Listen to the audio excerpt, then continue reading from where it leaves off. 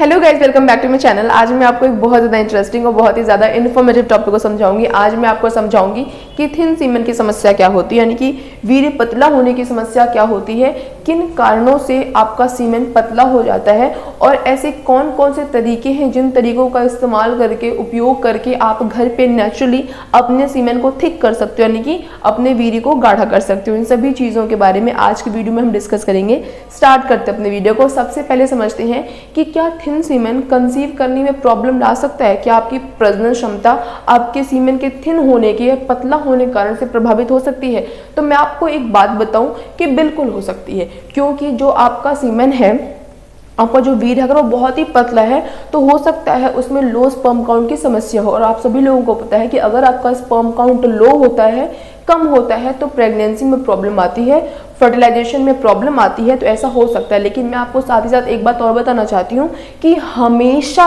ये समस्या नहीं होती है। कभी कभी क्या होता है, ज़्यादा इजैकुलेशन के कारण से भी, अगर आप बार बार इजैकुलेट करते हो तो उस कारण से भी टेम्परेरी बेस पे क्या होता है कि आपका सीमेन बहुत ज़्यादा थिन हो जाता है। लेकिन अगर आप क्या करोगे, अपने इजैकुलेशन पे कंट्रोल करोगे, बार बार इजैकुलेट नहीं करोगे, तो हो सकता है समय के साथ आपका जो सीमेन है, आपका जो वीर्य है, वो गाढ़ा हो जाए। बट हाँ, ये है कि अगर आपका सीमेन थिन है तो ये समस्या हो सकती है, आपका प्रजनन क्षमता प्रभावित होगा, आपकी प्रजनन क्षमता प्रभावित होगी। लेकिन हमेशा प्रभावित होगी, इस बात में थोड़ी इतनी सच्चाई नहीं है। कभी कभी क्या हो सकता है, ये टेम्परेरी होता है, but most of the time ये टेंशन की बात हो सकती है। अब देखो, लिखा हुआ है कि watery semen can be sign of a low sperm count. कि सबसे पहले आपका सीमेन कैसा होता है, आपका वीर्य कैसा होता है, थिक कलर, वाइट कलर का थिक फ्लूइड होता है, गाढ़ा होता है और सफ़ेद होता है, ये नॉर्मल है। लेकिन कभी कभी क्या होता है ना कि कलर भी चेंज हो जाता है। वो मैं कभी और समझाऊंगी कि अगर आपके वीर्य का कलर बदल गया है तो उसमें क्या क्या समस्या हो सकती है। लेकिन फिलहाल के लिए कि आपका जो सीमेन है वो कैसा हो रखा है, वाटरी हो रखा है, बिल्कुल फ्लोई सा है। मतलब ऐसा लगता है कि जैसे अगर कहीं पे रहा तो वो बह जाएगा, ऐसी कंसिस्टेंसी है। तो आपको लो स्पर्म काउंट की समस्या हो सकती है। और आप सब लोगों को पता है कि लो स्पर्म काउंट की जो समस्या होती है वो बहुत ही वो आपकी प्रजनन क्षमता को प्रभावित करती है। आगे लिखा हुआ है इंडिकेटिंग पॉसिबल फर्टिलिटी प्रॉब्लम्स, जो कि इंडिकेट करता है कि आपको फर्टिलिटी प्रॉब्लम हो सकती है। इजैकुलेटिंग थिन, अगर आप पतला इजैकुलेट कर रहे हो। क्लियर सीमेन में also be temporary conditions with no serious issue. कि कभी कभी क्या होता है, जैसे हमेशा टेंशन की बात नहीं होती है, कभी कभी अगर आपका सीमेन पतला हो गया है तो वो टेम्परेरी बेस पे हुआ है, बाद में वो ऑटोमेटिक सही हो जाएगा। बट अगर आपको हमेशा ही पतला सीमेन इजैकुलेट हो रहा है तो हाँ, आपको उस पर ध्यान देने की, अपने डॉक्टर से सलाह मशवरा लेने की बहुत ज़्यादा ज़रूरत है। और अगर कुछ टाइम के लिए है तो आप घरेलू नुस्खों से भी क्या कर सकते हो, अपने सीमेन को गाढ़ा कर सकते हो। अब देखो, आगे लिखा हुआ है कि 4 कॉजेस, किन कारणों से आपका सीमेन पतला हो जाता है, थिन हो जाता है। सबसे पहला लो स्पर्म काउंट, कि अगर आपके वीर्य में शुक्राणुओं की संख्या बहुत कम है, जिस कारण से भी आपका वीर्य कैसा हो जाएगा, बहुत ही पतला हो जाएगा। तो सबसे पहला इंडिकेशन तो यही है कि हो सकता है आपको लो स्पर्म काउंट की समस्या हो गई हो।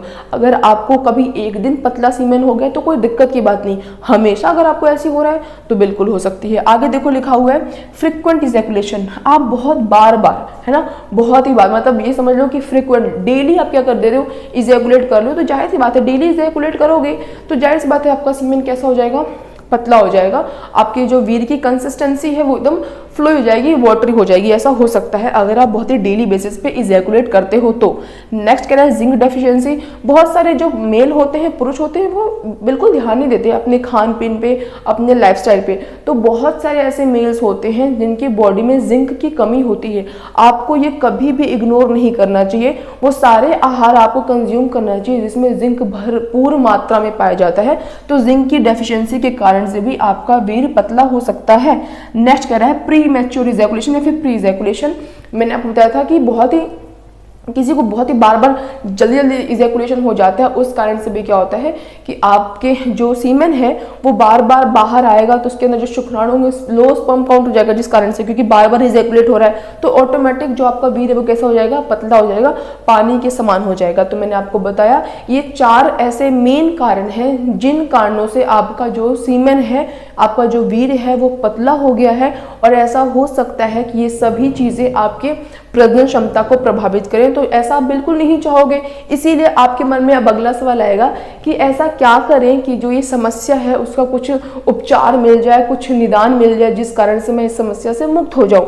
तो देखो मैं आपको बता रही हूँ कि उसका जो ट्रीटमेंट है, सबसे पहला ट्रीटमेंट ये है कि आप अपनी लाइफस्टाइल को चेंज करो। जैसे कि बहुत सारे लोग स्मोकिंग करते हैं, अल्कोहल कंजम्पशन करते हैं, एक्सरसाइज नहीं करते हैं, वो पूरी 8 घंटे की 7 घंटे की स्लीप नहीं लेते हैं, सोते नहीं हैं, पूरी उनकी नींद कंप्लीट नहीं होती है।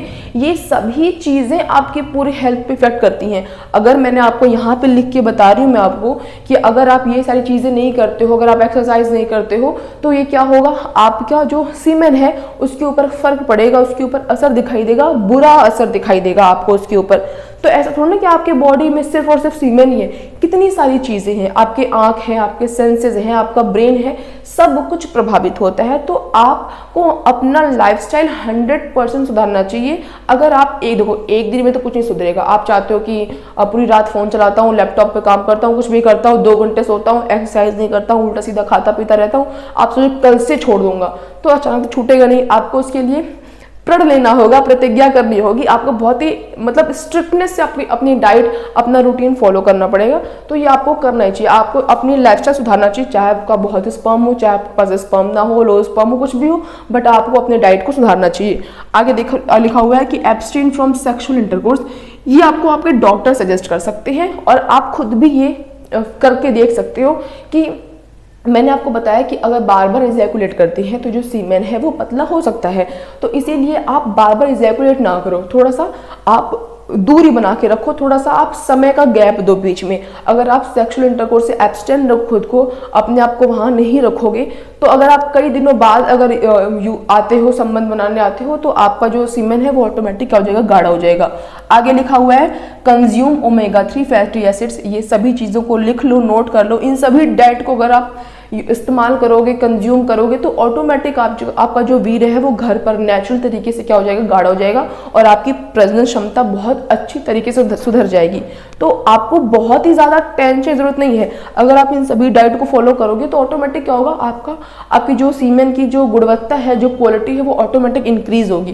तो आपको क्या क्या करना है, आपको ओमेगा 3 फैटी एसिड्स को कंज्यूम करना है, बहुत सारी हरी हरी सब्जियां खानी है, बहुत सारे आपको फ्रूट्स खाने हैं, वो सारे पदार्थ आपको कंज्यूम करना है जिसके अंदर जिंक हो, जिसके आपको विटामिन डी का सेवन करना है, आपको अपनी डाइट में विटामिन सी को भी इंक्लूड करना चाहिए। साथ ही साथ लिखा हुआ है कि आपको बनाना यानी केला खाना चाहिए, नट्स सीड्स खाना चाहिए, फेनुग्रीक यानी कि आपको मेथी का सेवन करना चाहिए।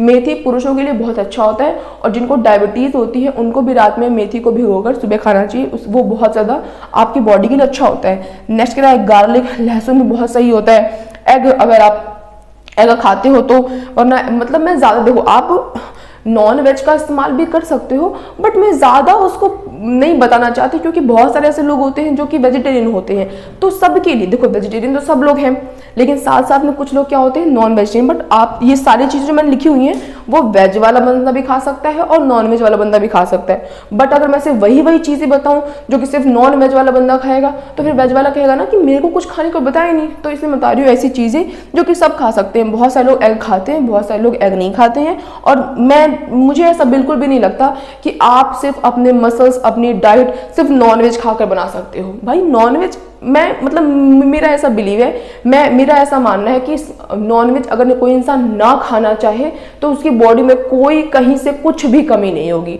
कोई कुछ भी कहेगा कि मछली खाओ, मछली का तेल खाओ, ये खाओ, वो खाओ, उससे आपका स्पर्म बहुत अच्छा हो जाएगा, सीमेन बहुत अच्छा हो जाएगा, मसल्स बहुत अच्छे हो जाएंगे, आंखों की रोशनी बढ़ जाएगी। मैं इस बातों में बिल्कुल नहीं बिलीव करती, बिल्कुल नहीं मानती। हाँ, फायदा करता होगा आपको, लेकिन वही एक ऑप्शन थोड़ी है यार, मेरे को अच्छा नहीं लगता पर्सनली।